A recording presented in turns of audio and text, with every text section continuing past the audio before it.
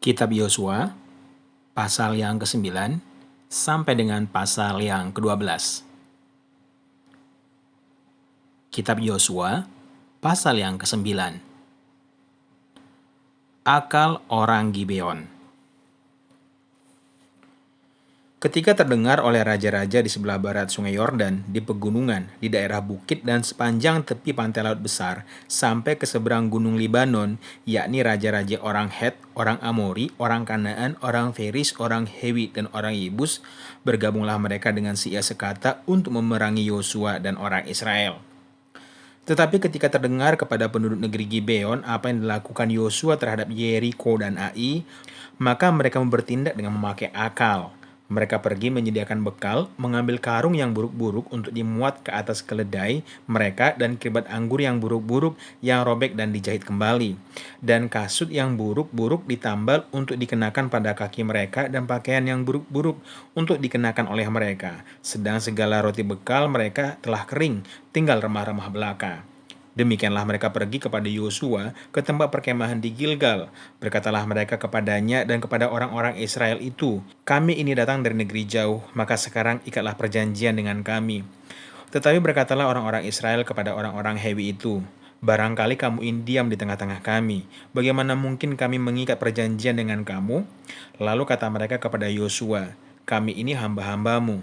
Tanya Yosua, "Siapakah kamu ini dan dari manakah kamu datang?" Jawab mereka kepadanya, "Dari negeri yang sangat jauh hamba-hambamu ini datang karena nama Tuhan Allahmu, sebab kami telah mendengar kabar tentang dia, yakni segala yang dilakukannya di Mesir, dan segala yang dilakukannya terhadap kedua raja orang Amori itu di seberang sungai Yordan, Sihon Raja Hesbon, dan Og Raja Basan, yang diam di Ashitarot. Sebab itu para tua-tua kami dan seluruh penduduk negeri kami berkata kepada kami, demikian, bawalah bekal untuk di jalan dan pergilah menemui mereka dan berkatalah kepada mereka, kami ini hamba-hambamu, maka sekarang ikatlah perjanjian dengan kami. Inilah roti kami, masih panas ketika kami bawa sebagai bekal dari rumah pada hari kami berangkat berjalan mendapatkan kamu. Tetapi sekarang, lihatlah, telah kering dan tinggal remah-remah belaka. Inilah kirbat-kirbat anggur yang masih baru ketika kami mengisinya, tapi lihatlah telah robek. Dan inilah pakaian dan kasut kami, semuanya telah buruk-buruk karena perjalanan yang sangat jauh itu. Lalu orang-orang Israel mengambil bekal-bekal orang itu, tetapi tidak meminta keputusan Tuhan. Maka Yosua mengadakan persahabatan dengan mereka dan mengikat perjanjian dengan mereka, bahwa ia akan membiarkan mereka hidup dan para pemimpin umat itu bersumpah kepada mereka. Tetapi setelah lewat 3 hari, sesudah orang Israel mengikat perjanjian dengan orang-orang itu, terdengarlah oleh mereka bahwa orang-orang itu tinggal dekat mereka, bahkan diam di tengah-tengah mereka. Sebab orang Israel berangkat pergi dan pada hari ketiga sampai ke kota-kota orang-orang itu. Adapun kota-kota itu ialah Gibeon, Kefira, Beerot, dan Kiryat Yearim. Orang Israel tidak menewaskan sebab para pemimpin umat telah bersumpah kepada mereka demi nama Tuhan Allah Israel. Lalu bersungut-sungutlah segenap umat kepada para pemimpin. Berkatalah pemimpin-pemimpin itu kepada seluruh umat, kami telah bersumpah kepada mereka demi Tuhan Allah Israel. Oleh sebab itu kita tidak dapat mengusik mereka.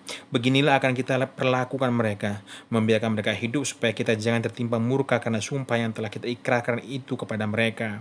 Lagi kata para pemimpin kepada mereka, biarlah mereka hidup. Maka mereka pun dijadikan tukang belah kayu dan tukang timba air untuk segenap umat, seperti yang ditetapkan oleh para pemimpin mengenai mereka.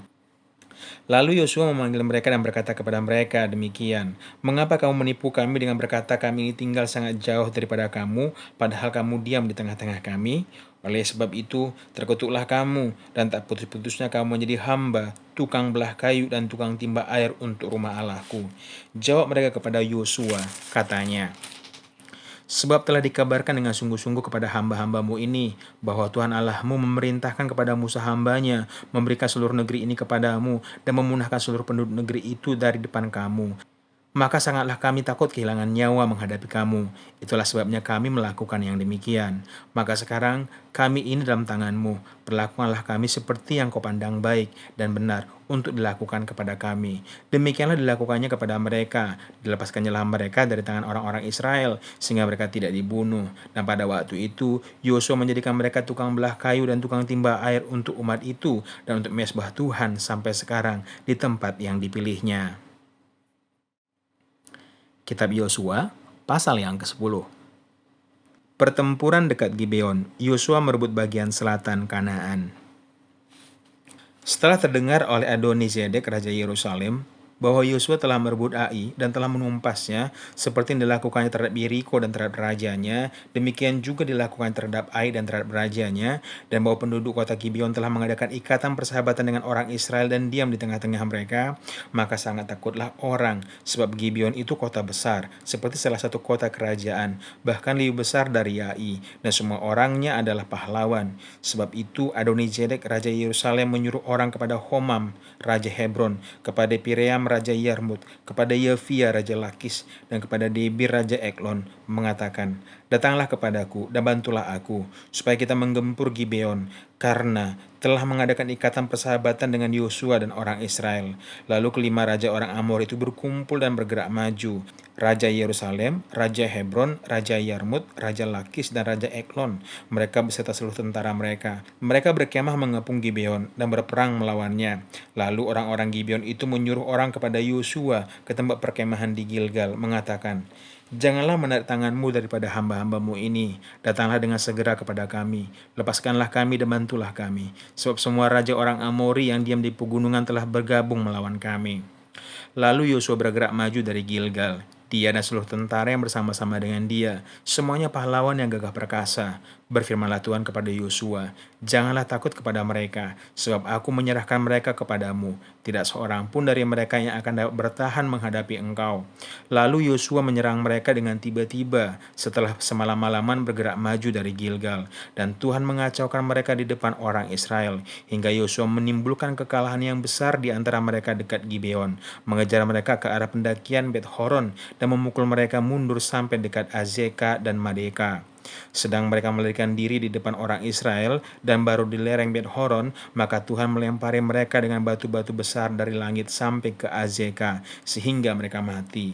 Yang mati karena hujan batu itu ada lebih banyak daripada yang dibunuh oleh orang Israel dengan pedang. Lalu Yosua berbicara kepada Tuhan pada hari Tuhan menyerahkan orang Amori itu kepada orang Israel. Ia berkata di hadapan orang Israel, "Matahari, berhentilah di atas Gibeon, dan engkau bulan di atas lembah Ayalon." Maka berhentilah matahari dan bulan tidak bergerak, sampai bangsa itu membalaskan dendamnya kepada musuhnya. Bukankah hal itu tertulis dalam kitab orang jujur? Matahari tidak bergerak di tengah langit, dan lambat-lambat terbenam kira-kira sehari penuh. Belum pernah ada hari seperti itu, baik dahulu maupun kemudian, bahwa Tuhan mendengarkan permohonan seorang manusia secara demikian, sebab yang berperang untuk orang Israel ialah Tuhan. Kemudian Yosua dan seluruh orang Israel yang menyertainya pulang kembali ke tempat perkemahan di Gilgal. Kelima raja itu melarikan diri dan bersembunyi di dalam gua Makeda. Kepada Yosua dikabarkan demikian, kelima raja itu telah ditemukan bersembunyi di dalam gua Makeda. Lalu berkatalah Yosua, "Gulingkanlah batu-batu besar ke mulut gua itu dan tempatkanlah di sana orang untuk menjaga mereka. Tetapi janganlah kamu berhenti, kejarlah musuh-musuhmu dan hantamlah barisan belakang. Janganlah biarkan mereka masuk ke dalam kota-kota mereka, sebab Tuhan Allahmu menyerahkan mereka kepadamu." Setelah Yosua dan orang Israel selesai menimbulkan kekalahan yang besar sekali di antara mereka, sampai mereka dihancurkan sama sekali, beberapa orang dari mereka dapat lolos dan masuk ke kota-kota yang diperkuat. Pulanglah seluruh bangsa itu dengan selamat kepada Yosua ke tempat perkemahan di Makeda. Tidak seorang pun yang berani melemparkan kata-kata ancaman terhadap orang Israel. Kemudian berkatalah Yosua, "Bukalah mulut gua dan keluarkanlah kelima raja itu dari dalam dan bawalah kepadaku." Dilakukanlah oranglah demikian. Kelima raja itu dikeluarkan dari gua itu dan dibawa kepadanya. Raja Yerusalem, Raja Hebron, Raja Yarmut, Raja Lakis, dan Raja Eklon. Setelah raja-raja itu dikeluarkan dan dibawa kepada Yosua, maka Yosua pun memanggil semua orang Israel berkumpul dan berkata kepada para panglima tentara yang ikut berperang bersama-sama dengan dia, "Marilah mendekat, taruhlah kakimu ke atas tengkuk raja-raja ini." Maka datanglah mereka dan menaruh kakinya ke atas tengkuk raja-raja itu. Lalu berkatalah Yosua kepada mereka, "Janganlah takut dan janganlah tawar hati. Kuatkan dan teguhkanlah hatimu, sebab secara itulah akan dilakukan Tuhan kepada semua musuhmu yang kamu perangi."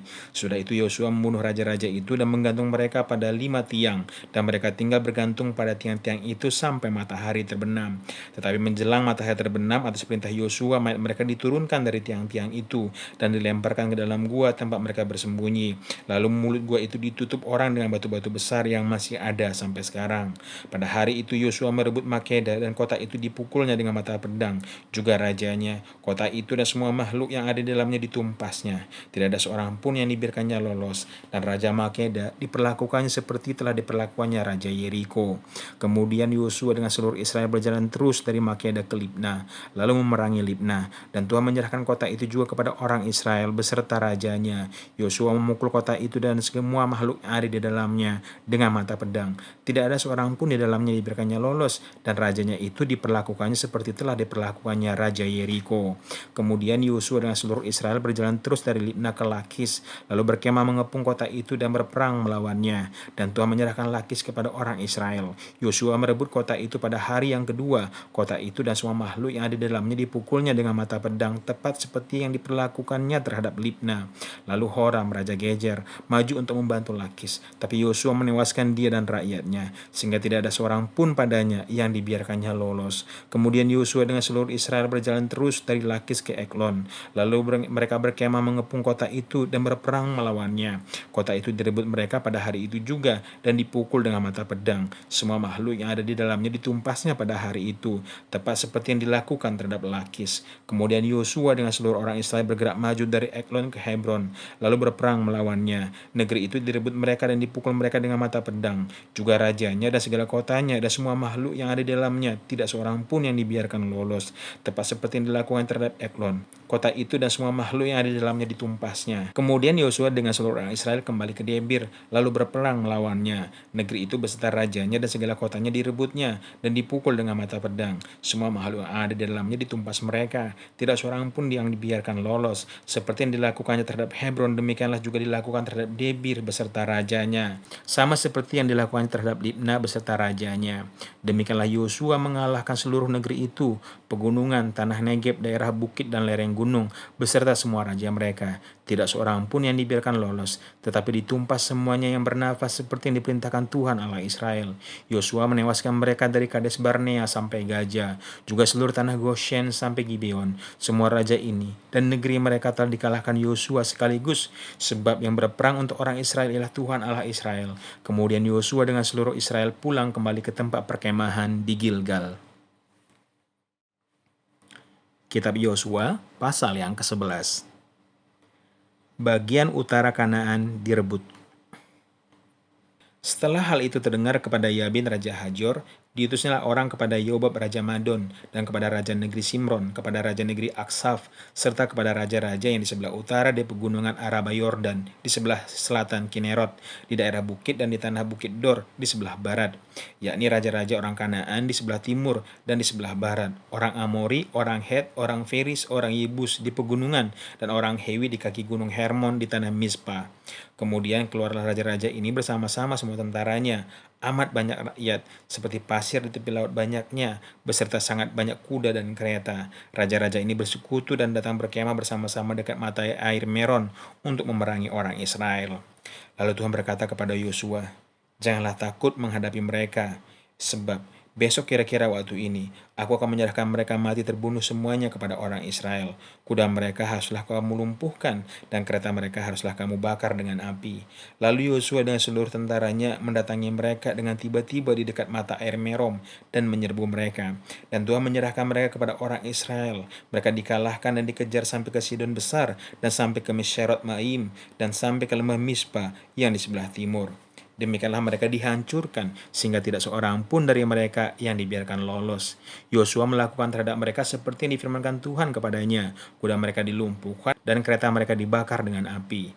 Pada waktu itu Yosua kembali, direbutnya Hazor, dan rajanya dibunuhnya dengan mata pedang, sebab Hajor pada waktu dahulu adalah yang terutama di antara segala kerajaan itu. Semua makhluk yang ada di dalamnya dibunuhnya dengan mata pedang. Sambil menumpas orang-orang itu, tidak ada yang tinggal hidup dari semua yang bernapas di Hajor dibakarnya. Selanjutnya, segala kota kepunyaan raja-raja itu dan semua rajanya dikalahkan Yosua dan dibunuhnya dengan mata pedang. Mereka ditumpasnya seperti yang diperintahkan Musa terhadap Tuhan itu. Tetapi kota-kota yang letaknya di atas bukit puing tidaklah dibakar oleh orang Israel.